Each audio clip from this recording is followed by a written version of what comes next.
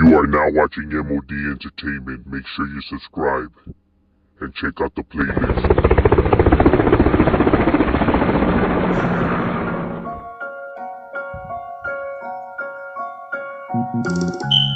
I grew up hearing gunshots in the late night.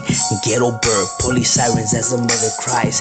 Just another victim of the Soundbrown genocide. Locals posted locked and loaded, ready to take lives. And when they heard the chief lay, they would duck up out of sight. Like your car when the sun down, it was mission time. You had to stay alert cause bullets always travel blind. We stayed posted, we stayed drinking and we getting high. Marchando down the enemy's neighborhood as we ride.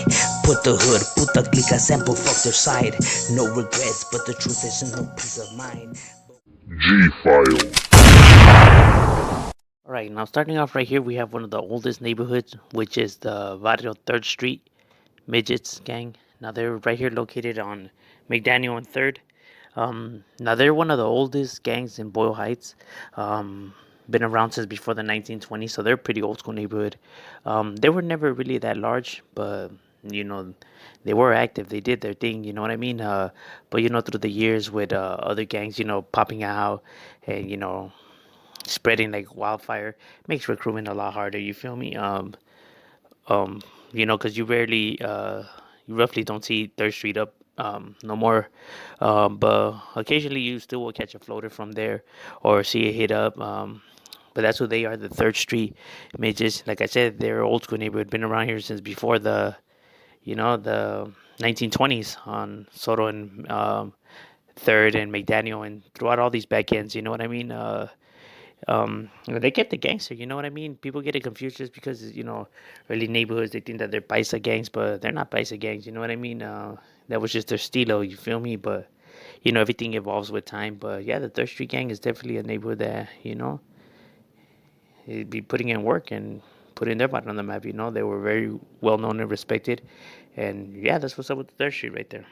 Now here's a more smaller neighborhood that you roughly don't see up as much no more. It's the Frickett Street. Now Frickett Street is a neighborhood right here in the Boyle Heights area, located on Frickett, close to Vicky's Town and Cam's gang. They used to be a larger neighborhood, but like I said, the Cam gang kind of, you know, recruited a lot of members, made it a lot difficult for these guys to like keep it going. You know what I mean? That's just the way it is. The Cam Gang is a force to be reckoned with. But from time to time, you still see Frickett Street up, and you still catch a member here and there.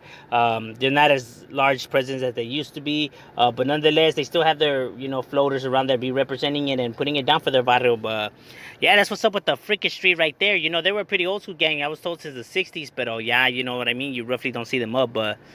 Yeah, that's what's up with the Frickett Street right there. I know that they were really cool with Soto Street, you know what I mean? But yeah, that's what's up with them right there.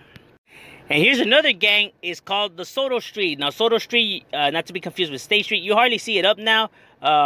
But they were a neighborhood that was right here located on Soto, up here, also by where Frickett's at, because they have a really good friendship with them. Not only that, you know, going at it with the surrounding neighborhoods up there, Cam made it a lot, you know, difficult as well. I heard some of them even got into Wyfins. But, you know, you still have, you know, your representatives right there that be holding it down, and you know that ain't gonna wanna just join another neighborhood, so they still keep their clica rolling.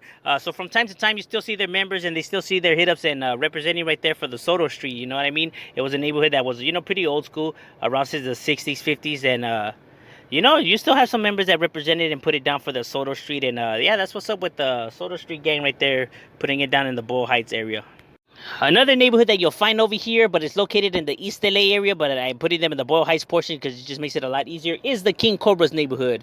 I have already covered them in the Bell Gardens part, but this is their home ground where they originated from, where they started from, is in East LA, right here on record. So through these dead ends, throughout Olympic, you know what I mean, on Rowan, on you know, through all these where the freeway's at, through all the back ends right there. That's why you see all their hit ups always throughout the freeway.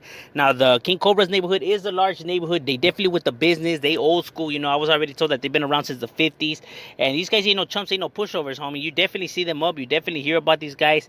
these guys are writers, homie. They definitely have their representatives right there putting it down for their barrio, you know what I mean? And not only that, how they're spread out to the Bell Gardens area, and they have gente over there, and they're all one neighborhood, so it just makes it a lot larger, you know, because it is the same neighborhood, and you know, like I said, it just literally stays right there, so they could just literally take the freeway, you know, to back each other up, so making the neighborhood a lot larger, you know what I mean? Yeah, homie, the King Cobra's neighborhood definitely be representing right there for that KKR, you know, King Cobra's Rifa. You know, because some people get it confused. They think it's Cobra with a C, but it's Cobra with a K. And yeah, that's what's up with the King Cobras right there, representing it and putting their barrio up on the map and holding it down, homie. These guys ain't no chumps, you know what I mean? But that's what's up with the Cobras right there. Another neighborhood that you have right here that's old school already is the Laguna Park Vikings, which is located in Salazar Park. That was changed to Salazar Park, hoping to combat the gang, you know, hoping to slow it down, but it didn't help, you know what I mean? They still kept their name, you know, Laguna Park Vikings, you know, that's where they used to play football right there. There was a football team. That's where they got their name from. They definitely with the business, homie. These guys, you know, they're the ones over here that you definitely hear about, you know what I mean? They're the largest, the old school is you know, they have Salazar Park on lockdown. I mean, you go through Salazar Park, homie, you better be ready, homie, because these guys ain't playing, dog. These homies are definitely with the business, with the function. It's a neighborhood that you definitely hear about. You know what I mean? I got several homies out of Laguna Park Vikings right there going at it with the surrounding neighborhoods. And like I said, standing their ground, homie. They got Salazar. Everyone already knows, homie. You go to Salazar Park, homie. You already know what to be expecting. You know? They definitely have it on lockdown. But yeah, that's what's up with the Laguna Park Vikings right there representing the LPV and definitely putting it on the map. Shout out to the homie Trouble. Shout out to Spider. Shout out to all the homies from Laguna Park Vikings right there that be representing it and holding it down. You feel me? They some real ones right there. Another neighborhood that you have right here is the Boyle Heights neighborhood. Now, the Boyle Heights neighborhood is located throughout Boyle Heights. You find them really floating around. You know what I mean? I see a lot of their activity by 4th and Soto, by where the North Gate's at almost. I see them throughout those back ends. You know, you see a gang of their activity. So they do ride a lot. I know that they were a much larger neighborhood. They just got smaller in numbers and kind of had... you hadn't really seen them up for a while, but now they're making a comeback. You feel me? And they definitely have their riders, homie. Like, this is a neighborhood that you definitely hear about. You know what I mean? Like, don't think that it's just like who are they? Nah, you know, they got their Hugo. You know what I mean? They be doing their thing, right there, representing for the Boyle Heights. Now, like I said, it's not roughly that old school. You know, I heard that it was only around since the 70s, but that's what I was told. But nonetheless, homie, they still be representing for theirs, homie, and putting their barrio on the map. You know what I mean? I know sometimes people get it confused because they see Boyle Heights, they think it's the originated gang, but it is not. But nonetheless, homie is definitely proud of its roots and where it's from, and you know, be representing it and putting it on the map for their neighborhood right there for the Boyle Heights gang. Now, another neighborhood that you have right here is the Little East Side neighborhood. Now, the Little East Side neighborhood is a gang that people recognize its territory because a lot of the Blood and Blood Out movie was filmed in their barrio. Now, Little East Side is located on East Side Boulevard. So where Pino's at, where Miklo was eating his tamal, or where Spider was standing right there, all of that area is known as Little East Side neighborhood. You know, on East Boulevard. That, as a matter of fact, why is known as Little East Side. You feel me? Little East Side is a pretty old school neighborhood. Little East Side has been around already since the 40s, 50s, so they're pretty old school. I got a few homies from Little East Side. Now, they were large before. They're not as large as they used to be.